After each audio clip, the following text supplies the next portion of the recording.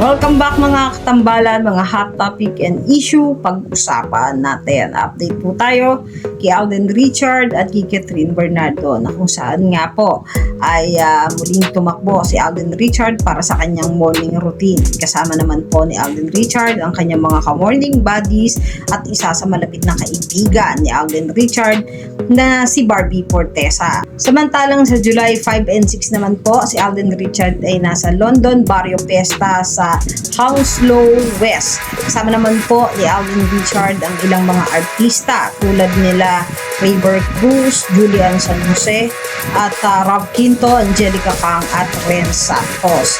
At may limited promo ticket po sila doon until April 15. Ayan, for adult, early bird, and child. Merong mga kaukulang prices po yung ticket. Ito po ay sa London Barrio Fiesta on July 5 and 6. Samantalang si Catherine Bernardo naman po ay makikita nga sa Pilipinas Got Talent tuwing Sabado at Linggo. At may bago naman po na nirelease na commercial si Catherine sa KFC na kung saan nga po may bagong labas ang KFC na salted caramel. Kita nga po na napakaganda ni Catherine sa bago niyang commercial ng KFC.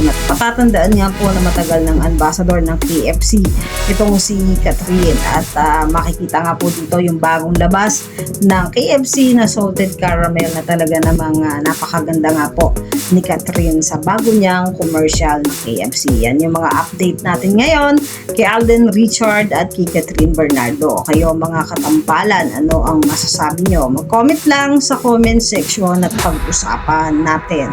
Yan ang mga hot topic and issue dito lamang sa Tambalang GK.